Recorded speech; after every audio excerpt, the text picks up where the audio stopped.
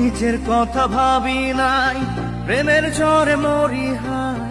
এই জীবনের যত চাওয়া তোকে ছাড়া বুঝি নাই। নিজের কথা ভাবি নাই, প্রেমের ঝড়ে মরি হায়। এই জীবনের যত চাওয়া তোকে ছাড়া বুঝি না। ভয় করিস না, বেশি ভাবিস না, যা হবে দেখে লিব, লোকের কথায় কান দিস না।